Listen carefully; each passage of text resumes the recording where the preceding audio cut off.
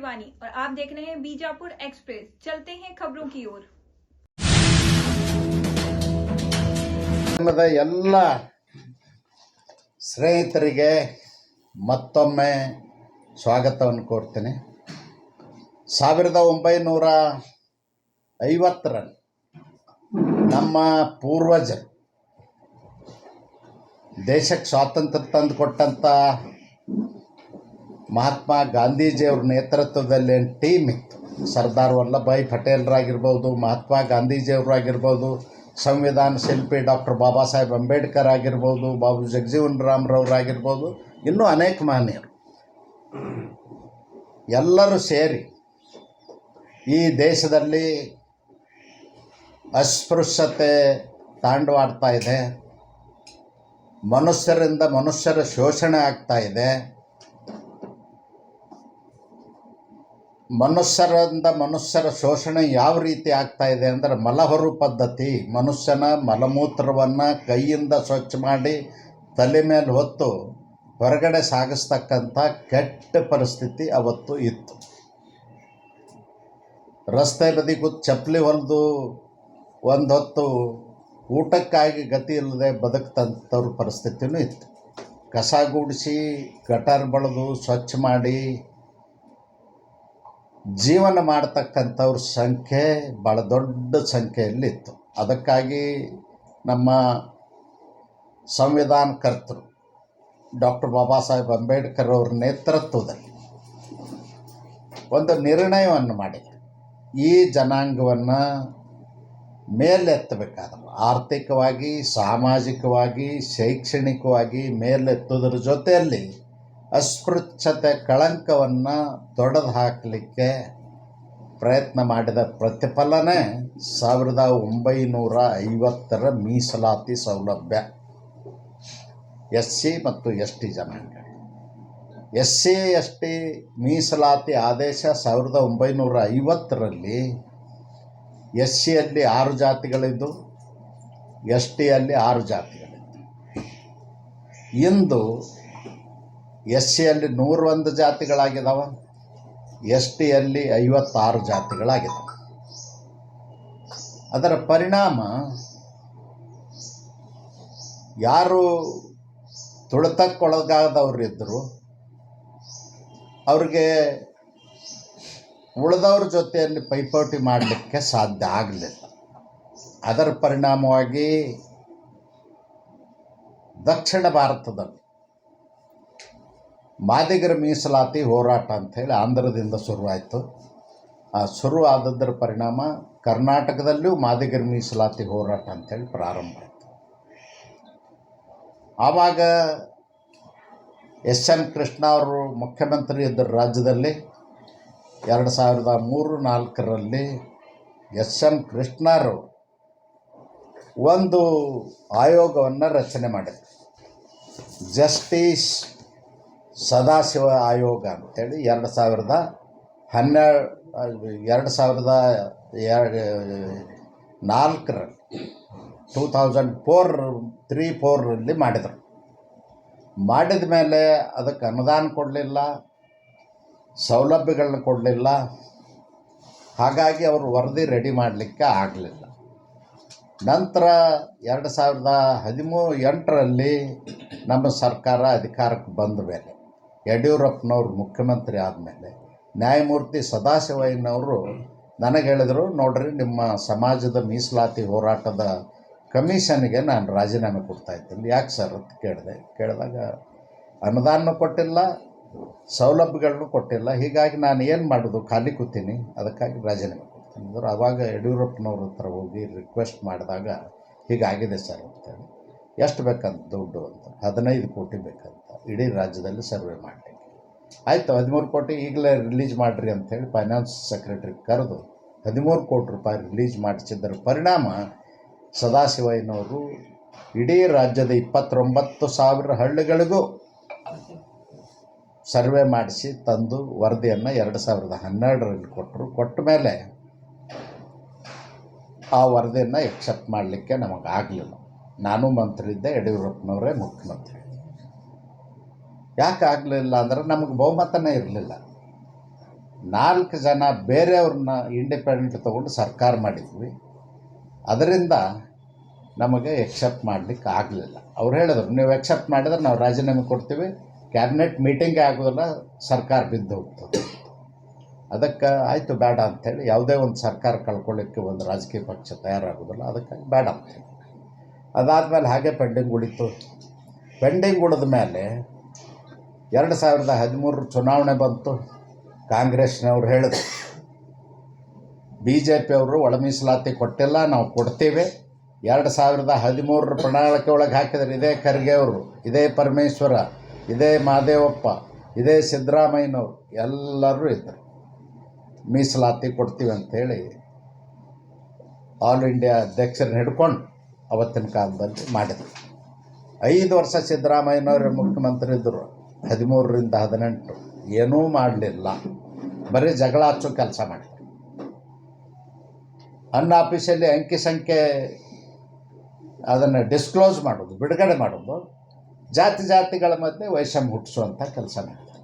ನಾನು ಹೆಚ್ಚು ನೀನು ಕಡಿಮೆ, ನೀನು ಹೆಚ್ಚು ನಾನು ಕಡಿಮೆ ಅಂತ ಮಾಡಲಿಲ್ಲ. ಮಾಡಲಾರ್ದಂಗೆ ಆದಮೇಲೆ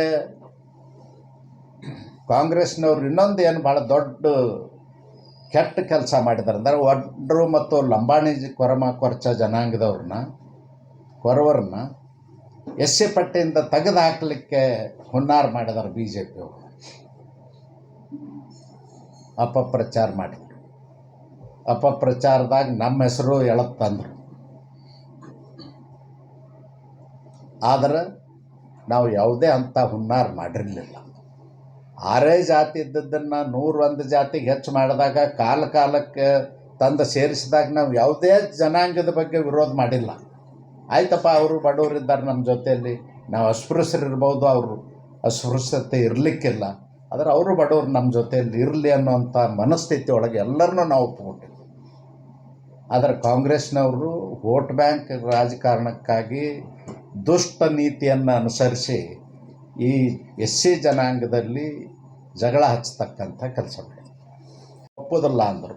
ಆಯಿತು ಅಂತ ತಿರಸ್ಕಾರ ಮಾಡಿ ಮಾಧುಸ್ವಾಮಿ ಕಮಿಟಿ ಮಾಡಿದ್ವಿ. ಕಮಿಟಿ ಒಳಗೆ ಎಲ್ಲ ಜಾತಿಯವ್ರನ್ನ ಹಾಕ್ಸಿದೆ. ನಾನೇ ಕೂತು ಕಮಿಟಿ, ನನ್ನೇ ಚೇರ್ಮನ್ ಮಾಡಿದ್ರು ಬಸವರಾಜ ಬೊಮ್ಮಾಯಿಯವರು. ಬೇಡ ಅಂತ ಹೇಳಿದ್ದು ನಾನೊಂದು ಜಾತಿಗೆ ಸೇರಿದ್ರಿಂದ ಉಳಿದವ್ರಿಗೆ ಸಂಶಯ ಆಗೋದು ಬೇಡ, ಅದಕ್ಕಾಗಿ ಬೇರೆಯವ್ರನ್ನ ಮಾಡೋಣ. ಬೇರೆಯವ್ರನ್ನ ಮಾಡಬೇಕಾದ್ರೆ ನೀವು ಸೀನಿಯರ್ ಹೆಂಗೆ ಮಾಡೋದು? ನಮ್ಮ ಮಾಧುಸ್ವಾಮಿಯವರು ಕಾನೂನು ಮಂತ್ರಿ ಮಾಡಿಬಿಡಿ. ಫೈಲ್ ಅಪ್ರೂವ್ ಮಾಡಿದ್ದನ್ನು ಕಾಟ್ ಹೊಡಿಸಿ ಮಾಧುಸ್ವಾಮಿ ಹೆಸರು ಬರೆಸಿ ಆರ್ಡರ್ ಮಾಡಿದೆ. ಅದರೊಳಗೆ ನಾನು ಕಮಿಟಿ ಮೆಂಬರ್ ಆದೆ. ಪ್ರಭು ಚವ್ಹಾಣ್ ಅಂತೇಳಿ ಲಂಬಾಣಿ ಜನಾಂಗದ ಕಮಿಟಿ ಮೆಂಬರ್ ಆದ. ಗೌಡ್ರ ಜನಾಂಗದವರು ಡಾಕ್ಟರ್ ಸುಧಾಕರ್ನ ಮೆಂಬರ್ ಮಾಡಿದ್ವಿ. ಅದು ಅಲ್ಲದೆ ಅಂಗಾರ್ ಅವ್ರನ್ನ ಮಾಡಿದ್ವಿ. ಎಲ್ಲ ಜಾತಿಯವ್ರನ್ನೂ ಅದರೊಳಗೆ ಕಮಿಟಿ ಒಳಗೆ ಹಾಕಿ ಕಮಿಟಿ ಮಾಡಿದ್ವಿ. ಕಮಿಟಿ ಅದು ಸಾಕಷ್ಟು ಅಧ್ಯಯನ ಮಾಡಿ ವರದಿಯನ್ನು ರೆಡಿ ಮಾಡಿ ಮತ್ತು ಡಿಸ್ಕ್ಲೋಸ್ ಮಾಡೋದಕ್ಕಿಂತಲೂ ಮುಂಚೆ ಎಲ್ಲ ಜಾತಿ ಪ್ರಮುಖರನ್ನು ಕರೆದು ಮಾತಾಡಿದ್ರು. ಸ್ವಾಮಿಗಳನ್ನ ಸುದ್ದ ಕರೆದು ಮಾತಾಡಿದ್ರು. ಬೊಮ್ಮಾಯಿ ಮಾತಾಡಿ ಅದನ್ನು ಫೈನಲ್ ಮಾಡಿದ್ವಿ 2023 ಮಾರ್ಚ್ಗೆ. ಫೈನಲ್ ಮಾಡಿದಾಗ ಏನು ಹೇಳಿದ್ವಿ, 6% ಮಾದಿಗರಿಗೆ, 5.5% ಚಲವಾದೇವ್ರಿಗೆ, 4.5% ಲಂಬಾಣಿ ಬೋವಿಗಳಿಗೆ, 1% ಅಲ್ಮಾರ್ಗಳಿಗೆ ಅಂಥೇಳಿ ಫೈನಲ್ ಮಾಡಿದ್ವಿ. ಅಷ್ಟೊತ್ತಿಗೆ ಜನರಿಗೆ ತಪ್ಪು ಕಲ್ಪನೆ ಕೊಟ್ಟು ಯಡಿಯೂರಪ್ಪನವ್ರ ಮನೆಗೆ ಕಲ್ಲು ಹೊಡಿಸಿ ನಿಮ್ಮನ್ನು SC ಪಟ್ಟಿಯಿಂದೇ ತೆಗಿತಾರತ್ತ ಲಂಬಾಣಿ ಜನಾಂಗದವ್ರಿಗೆ, ಬೋವಿ ಜನಾಂಗದವ್ರಿಗೆ ತಪ್ಪು ಕಲ್ಪನೆ ಮಾಡಿ ಗಲಾಟೆ ಮಾಡಿಸಿ ಇಲೆಕ್ಷನ್ ಮುಗಿದು ಹೋಗ್ಬಿಡ್ತು. ಹೇಳಲಿಕ್ಕೆ ಸಮಯ ಇದ್ದಿದ್ದೆ, ನಮಗೆ ಮಾತಾಡೋಕ್ಕೂ ಸುದ್ದ ಪುರುಸೊತ್ತಿರಲಿಲ್ಲ. ಇಲೆಕ್ಷನ್ ಡಿಕ್ಲೇರ್ ಆಗಿತ್ತು. ಹೀಗಾಗಿ ಉಳೀತು. ಅದನ್ನು ಮಾಡಿರಿ ಅಂತ ಹೇಳಿ ಕೇಂದ್ರಕ್ಕೆ ನಾವು ಶಿಫಾರಸು ಮಾಡಿದ್ವಿ.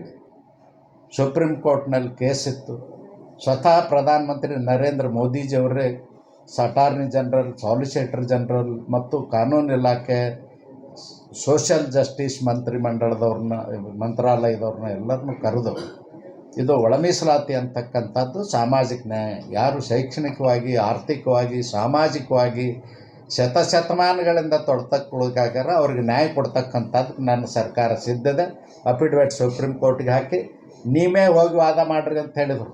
ಸುಪ್ರೀಂ ಕೋರ್ಟ್ನಲ್ಲಿ ಅಟಾರ್ನಿ ಜನರಲ್, ಸಾಲಿಸಿಟರ್ ಜನರಲ್ ಅವರು ಬಂದು ನಿಂತು ವಾದ ಮಾಡಿ ಆಗಸ್ಟ್ 1, 2024 ಆದೇಶ ಮಾಡಿದರು. ಆ ಆದೇಶವನ್ನು ನಮ್ಮ ನೆರೆ ರಾಜ್ಯ ತೆಲಂಗಾಣ, ಆಂಧ್ರದವರು ಈಗಾಗಲೇ ಜಾರಿ ಮಾಡಿದರು, ಹರಿಯಾಣದವರು ಜಾರಿ ಮಾಡಿದರು, ಪಂಜಾಬ್ದವ್ರು ಜಾರಿ ಮಾಡಿದರು, ತಮಿಳ್ನಾಡಿನವ್ರು ಜಾರಿ ಮಾಡಿದರು. ಆದರೆ ಕರ್ನಾಟಕದವ್ರು ಇಲ್ಲ. ಕರ್ನಾಟಕದವ್ರು ಯಾಕೆ ಇಲ್ಲ ಅಂದರೆ, ಕರ್ನಾಟಕದವ್ರಿಗೆ ಈ ದಲಿತರ ಉದ್ಧಾರ ಬೇಡಾಗಿದೆ, ದಲಿತರ ಏಳಿಗೆ ಬೇಡಾಗಿದೆ.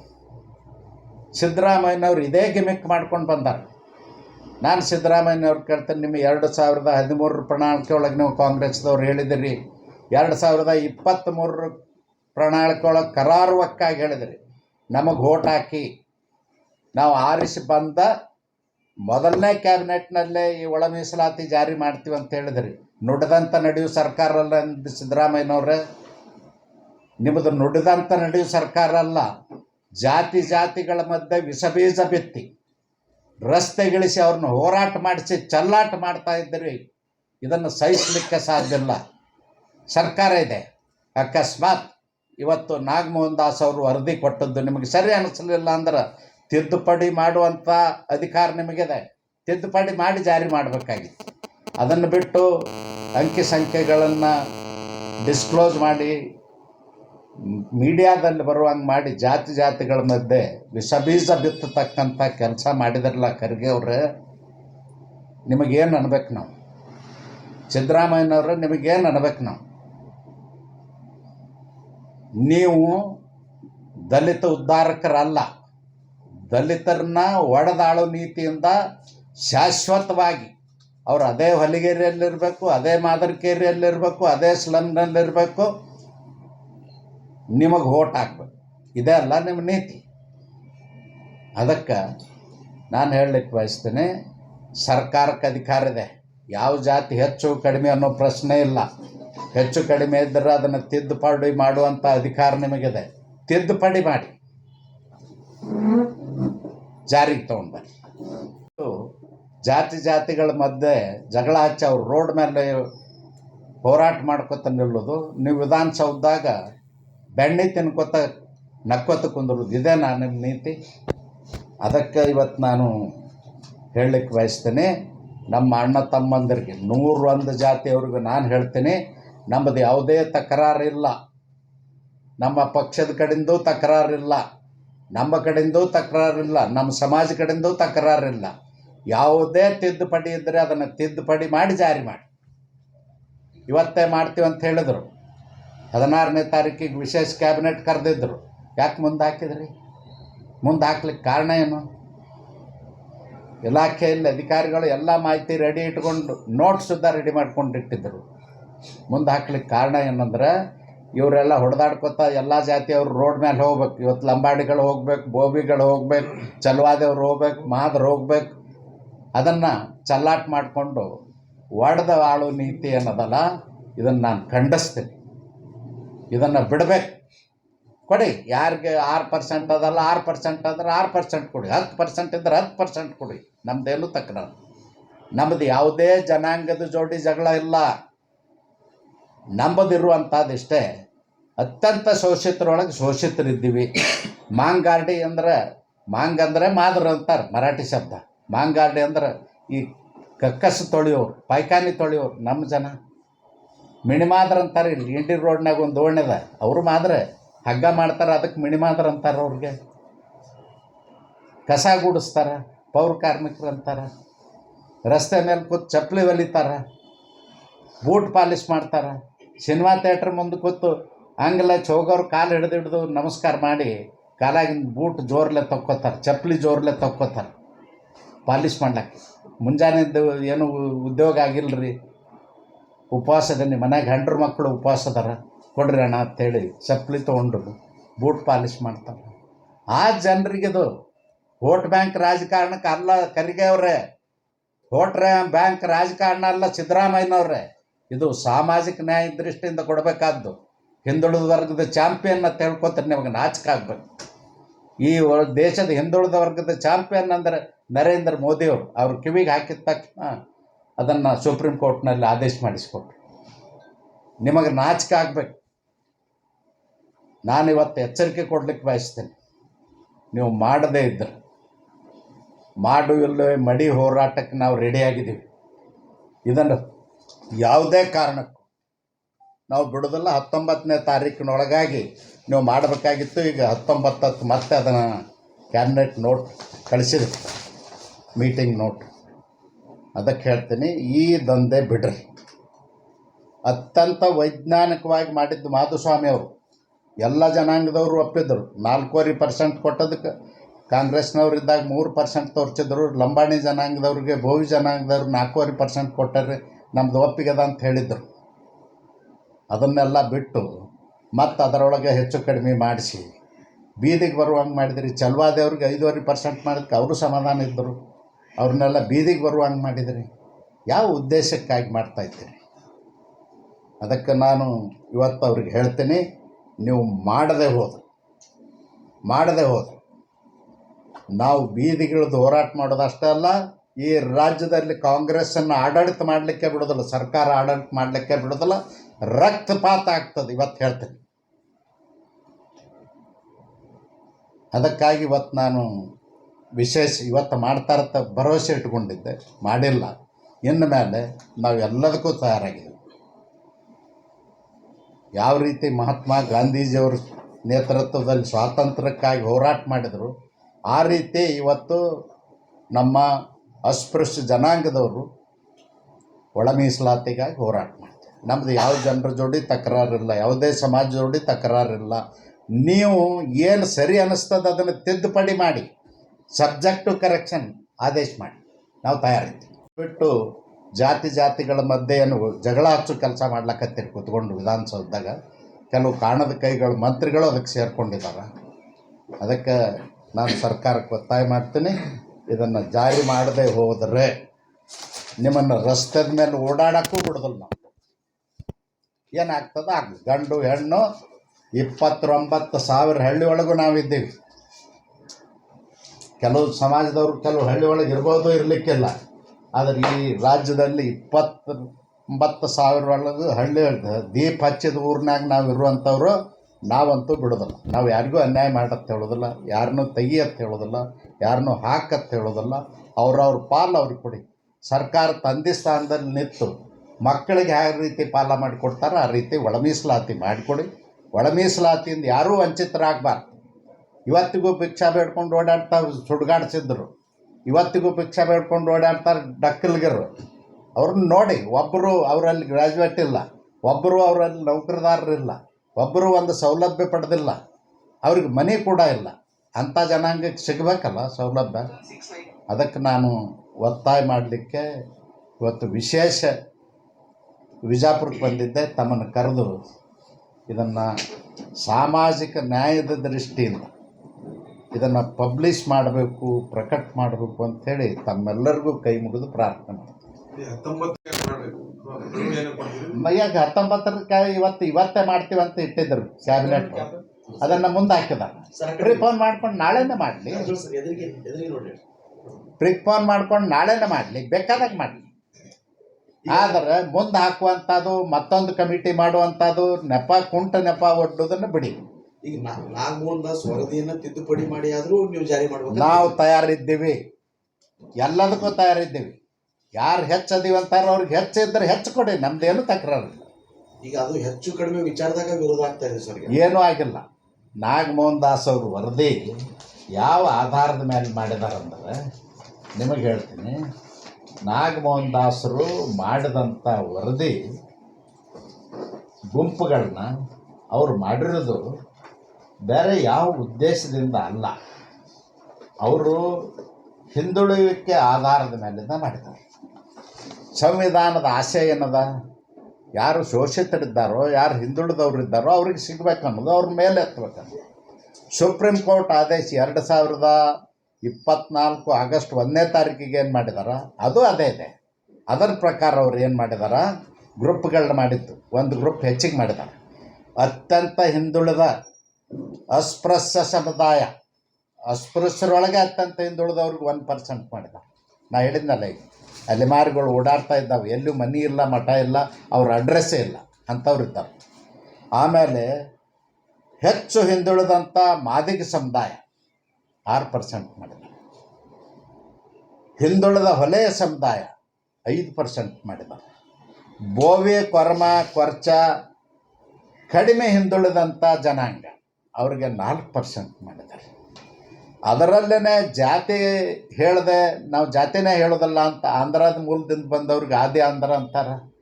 ತಮಿಳ್ನಾಡಿನಿಂದ ಮತ್ತು ಆಂಧ್ರ ಪ್ರದೇಶದ ಅನಂತಪುರದಿಂದ ಆಗಿನ ಕಾಲದಾಗ ಪೌರ ಕಾರ್ಮಿಕರ ಕೆಲಸಕ್ಕೆ ಬಂದು ಸೇರಿದವ್ರು ಇದ್ದಾರೆ. ಅವರೆಲ್ಲ ಆದಿ ದ್ರಾವಿಡತ್ ಬರೀತಾರೆ, ಆದಿ ಕರ್ನಾಟಕತ್ತ ಬರೀತಾರೆ.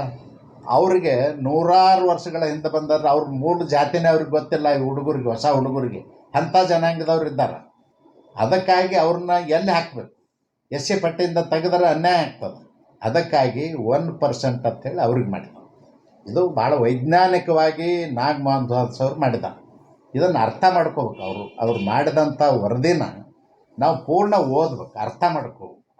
ನಾವು ಎರಡನ್ನೂ ಮುಂದಿಟ್ಟುಕೋಬೇಕು, ಸಂವಿಧಾನನೂ ಮುಂದಿಟ್ಟುಕೋಬೇಕು.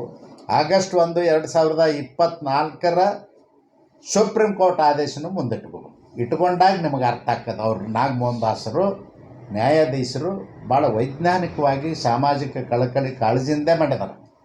ಇದರ ಮಧ್ಯದಾಗ ಸರ್ಕಾರ ಇದನ್ನು ಗೊಂದಲ ಹುಟ್ಟು ಹಾಕೋದ್ರ ಬದಲಾಗಿ ನೀವು ಅಧಿಕಾರ ಅದ, ಕ್ಯಾಬಿನೆಟ್ ಸುಪ್ರೀಂ ಅದ, ತಿದ್ದುಪಡಿ ಮಾಡಿ, ಹೆಚ್ಚಿದ್ರೆ ಹೆಚ್ಚು ಮಾಡಿ, ಕಡಿಮೆ ಇದ್ರೆ ಮಾಡಿ. ಇಲ್ಲಿ ಹಾಕಾರ ಅಲ್ಲಿ ಹಾಕಾರ ಅನ್ನೋದು ಪ್ರಶ್ನೆ ಅಲ್ಲ. ಅತ್ಯಂತ ಕಡಿಮೆ ಸಂವಿಧಾನ ಜಾರಿಗೆ ಬಂದಾಗಿನಿಂದ ಅತ್ಯಂತ ಕಡಿಮೆ ಫಲಾನುಭವಿಗಳಾಗಿರ್ತಕ್ಕಂಥವ್ರು, ಅತ್ಯಂತ ಹಿಂದುಳಿದವರು ಆ ಲೆಕ್ಕದ ಮೇಲೆ ಮಾಡಿದ್ದಾರೆ. ಅದರಾಗ ಇವ್ರನ್ನ ಇಲ್ಲಿ ಸೇರಿಸಿರ್ಬೋದು, ಅವ್ರನ್ನ ಅಲ್ಲಿ ಸೇರಿಸಿರ್ಬೋದು. ನಮ್ಮೊಳಗೆ ಕೆಲವರು ಸ್ವಲ್ಪ ಅನುಕೂಲ ಆದವ್ರು ಇದ್ದಾರೆ, ಅವ್ರನ್ನ ಮತ್ತೊಂದು ಕಡೆ ಸೇರಿಸಿದ್ದಾರೆ. ಅದಲ್ಲ, ಜಾತಿ ಆಧಾರದ ಮೇಲೆ ಈ ಗ್ರೂಪ್ಗಳನ್ನ ಮಾಡಿಲ್ಲ. ಹಿಂದುಳುವಿಕೆ ಆಧಾರದ ಮೇಲಿಂದ category 1, 2, 3 most backward, more backward ಈ ರೀತಿ ಮಾಡಿದ್ವಿ. ನಾವೇ ಒಂದು ಹೇಳಿದ್ರಿ, ನಾವು ಸರ್ಕಾರ ಜಾರಿ ಮಾಡೋಕ್ಕಾಗಿಲ್ಲ ಅಂದ್ರೆ ಏನಂತ ತಾವೇ ಹೇಳಿದ್ರಿ. ಆ ಟೈಮ್ನಲ್ಲಿ 2012 ಸರ್ಕಾರ ಕಳ್ಕೊಳ್ಳೋಕೆ ಯಾವ ಪಕ್ಷಕ್ಕೂ ಇರೋದು ಆಗೋದಿಲ್ಲ, ಹಂಗಾಗಿ ಅನಿವಾರ್ಯವಾಗಿ ಮಾಡೋಕ್ಕಾಗೋದಿಲ್ಲ ಅಂತ ಹೇಳಿ ಅಂದ್ರೆ ಜಾರಿ ಮಾಡಲಿಲ್ಲ. ಯಾಕಂದ್ರೆ ಸರ್ಕಾರಗಳು ಯಾರು ರೆಡಿ ಆಗೋದಿಲ್ಲ ಸರ್ಕಾರ ಕಳ್ಕೊಳ್ಳೋದು. ಯಾವುದೇ ಒಂದು ರಾಜಕೀಯ ಪಕ್ಷ ಸರ್ಕಾರ ಕಳ್ಕೊಳ್ಳಿಕ್ಕೆ ರೆಡಿ ಆಗೋದಿಲ್ಲ. ನಮ್ಮದು ಹೆದರಿಕೆ ಇರಬೇಕು, ನಾವೇ ಕಾಂಗ್ರೆಸ್ ಸರ್ಕಾರ ಕಳ್ಕೋಬೇಕು. ಸರ್ಕಾರ ಕಳ್ಕೊಳ್ಳೋದು ಪ್ರಶ್ನೆ ಇಲ್ಲ. ನಿಮ್ಮ ಪ್ರಣಾಳಿಕೆ ಒಳಗೆ ಹಾಕಿರಿ 2023 ಹಾಕಿರಿ, 2018 ಹಾಕಿರಿ. ನಿಮ್ಮ ಪ್ರಣಾಳಿಕೆ ಒಳಗದ ನುಡಿದಂತ ನಡೆಯುವ ಸರ್ಕಾರ ಇಲ್ಲ, ನಾಲಿಗೆ ಕತ್ತರಿಸ್ಕೋಬೇಕಾಗ್ತದೆ. ನುಡಿದಂತ ನಡೀಲಿಲ್ಲ ಅಂದ್ರೆ ನುಡಿದಂತ ನಡೆದ ಸರ್ಕಾರ ಅಂದ್ರೆ ಏನು? ಪ್ರಣಾಳಿಕೆ ಅಂದ್ರೆ ಏನು? ನಿಮ್ಮ ಪ್ರಣಾಳಿಕೆ ಆಧಾರದ ಮೇಲೆ ಅಧಿಕಾರಕ್ಕೆ ಬಂದಿರಿ ಇಲ್ಲ ಏನದಕ್ಕೆ? ಬರೀ ಅಕ್ಕಿ ಕೊಟ್ಟು ನುಡಿದಂತ ನಡೆದ ಸರ್ಕಾರ ಅಂತ ಹೇಳೋದ? ಭಿಕ್ಷೆ ಹಾಕ್ತೀನಿ ಕೈ ಒಡ್ರಿ ಅಂತೇಳಿ ನುಡಿದಂತ ನಡೆದ ಸರ್ಕಾರ ಅಂತ ಹೇಳೋದ? ಏನು ಸರ್ಕಾರ ಅಂದ್ರೆ? ಪ್ರಣಾಳಿಕೆ ಅನುಷ್ಠಾನಕ್ಕೆ ತರುವುದೇ ಸರ್ಕಾರದ ನೀತಿ. ಅದರ ಆಧಾರದ ಮೇಲೆ ಅಧಿಕಾರಕ್ಕೆ ಬಂದಿರ್ತೀವಿ. ಸರ್ಕಾರ ಕೇಳಿ, ಅವತ್ತಿನ ಪರಿಸ್ಥಿತಿ ನೀವು ಕ್ವಶನ್ ಮಾಡಿದಿರಿ, ಸರಿ ಅದ ನಿಮ್ಮ ಕ್ವಶನ್ನು. ನಮ್ಮದು 110 ಮಂದಿ ಇದ್ದೀವಿ, 4 ಮಂದಿ ಇಂಡಿಪೆಂಡೆಂಟ್ ಕರ್ಕೊಂಡು ಸರ್ಕಾರ ಮಾಡಿದ್ವಿ. ಅವರು 4 ಮಂದಿ ರಾಜೀನಾಮೆ ಕೊಟ್ಟರೆ ಕ್ಯಾಬಿನೆಟ್ಗೆ ಹೋಗ್ಲಿಕ್ಕೆ ಹಾಕಿದ್ದಿಲ್ಲ ನಮಗೆ. ಇದನ್ನು ಎಕ್ಸೆಪ್ಟ್ ಮಾಡೋದಲ್ಲ, ಕ್ಯಾಬಿನೆಟ್ಗೆ ಹೋಗೋದು ಹಾಕಿದ್ದಿಲ್ಲ. ಸರ್ಕಾರ ಬಹುಮತ ಕಳ್ಕೊತಂದ್ರೆ ಹೋಗ್ತೀರಿ ಹಂಗೆ ಕ್ಯಾಬಿನೆಟ್ಟಿಗೆ? ನಿಮ್ಮ ಕ್ಯಾಬಿನೆಟ್ ಇರ್ತಿದ್ದಲ್ಲ, ನಿಮ್ಮ ಸರ್ಕಾರ ಇರ್ತಿದ್ದಿಲ್ಲ. ಅದಕ್ಕೆ ಯಾವುದೇ ಒಂದು ರಾಜಕೀಯ ಪಕ್ಷ ಸರ್ಕಾರ ಕಳ್ಕೊಳ್ಳಿಕ್ಕೆ ರೆಡಿ ಆಗೋದಿಲ್ಲ ಅಂತ ಉದಾಹರಣೆಗೆ ಹೇಳಿದೆ ನಾನು. ಇವ್ರು ಕಳ್ಕೊಳ್ಳುವಂಥ ಪರಿಸ್ಥಿತಿ ಏನಿಲ್ಲ. ನಿಮ್ಮ ಪ್ರಣಾಳಿಕೆ ಒಳಗೆ ಹಾಕಿರಿ. ಮತ್ತು ಹಂಗಾದ್ರೆ ಪ್ರಣಾಳಿಕೆ ಒಳಗೆ ಹಾಕಿದ್ದು ನಮಗೆ ತಪ್ಪಾಗ್ಯದ ಅಂತ ನಾಡಿನ ಜನರಿಗೆ ಕ್ಷಮಾ ಕೇಳ್ರಿ. ಪ್ರಣಾಳಿಕೆ ಅಂದ್ರೆ ಸುಮಾರು ಪಕ್ಷಗಳು ಸುಮಾರು ಪ್ರಣಾಳಿಕೆಗಳು ಹೇಳಿದ್ ಬೇರೆ. ನೀವು ಅದಕ್ಕೆ ನಾವು ಪಕ್ಷದಲ್ಲಿ ಸಿಗ್ತಾವ, ಎಲ್ಲ ಪಕ್ಷದಲ್ಲಿ ಪ್ರಶ್ನೆ ಅಲ್ಲ ಸಿಗ್ತಾವ. ನೋಡ್ರಿ, ಇದು ಎಲ್ಲ ಪಕ್ಷಗಳನ್ನ ಯೋಜನೆಗಳನ್ನ ಹೇಳುವಂಥದ್ದು ಅಲ್ಲ. ಇದು ಸಾಮಾಜಿಕ ನ್ಯಾಯ. 1000 ವರ್ಷದ ಹೋರಾಟದ ಇದಕ್ಕೆ. ಬಸವಣ್ಣ ಹುಟ್ಟಿದ ನೆಲ ಇದು. ಈ ನೆಲದಿಂದನೇ ಸಾಮಾಜಿಕ ನ್ಯಾಯದ ಹೋರಾಟ ಶುರು ಆದದ್ದು. 900 ವರ್ಷದ ಇತಿಹಾಸದ ಈ ಹೋರಾಟಕ್ಕೆ ಸಿದ್ದರಾಮಯ್ಯ ಹುಟ್ಟಿದ ಮೇಲೆ, ನಾ ಹುಟ್ಟಿದ ಮೇಲೆ ಬಂದಿಲ್ಲದು. 900 ವರ್ಷದ ಇತಿಹಾಸದ. ಅದಕ್ಕೆ ಇದು ವೋಟ್ ಬ್ಯಾಂಕ್ ರಾಜಕಾರಣಕ್ಕಲ್ಲ. ವೋಟ್ ಬ್ಯಾಂಕ್ ರಾಜಕಾರಣಕ್ಕಾದ್ರೆ ಮೀಸಲಾತಿ ಕೊಡೋ ಅಗತ್ಯನೇ ಇದ್ದಿದ್ದಿಲ್ಲ. ಬಹುಸಂಖ್ಯಾತರಿಗೆ ಇಟ್ಕೊಂಡ್ರೆ ವೋಟ್ ಬ್ಯಾಂಕ್ ರಾಜಕಾರಣ ಮಾಡ್ಕೊಂಡು ಹೋಗ್ಬೋದಾಗಿತ್ತು. ಸಂವಿಧಾನದಲ್ಲಿ ಮೀಸಲಾತಿ ಸೌಲಭ್ಯ ಯಾಕೆ ಕೊಟ್ಟರು? ವೋಟ್ ಬ್ಯಾಂಕ್ ರಾಜಕಾರಣಕ್ಕಲ್ಲ. ಇದನ್ನು ನಾವು ಅರ್ಥ ಮಾಡ್ಕೊಳ್ಬೇಕಾಗ. ಅವ್ರು ಹೇಳಿಬಿಡ್ಲಿ, ನಮಗೆ ಮಾಡೋಕ್ಕಾಗೋದಿಲ್ಲ.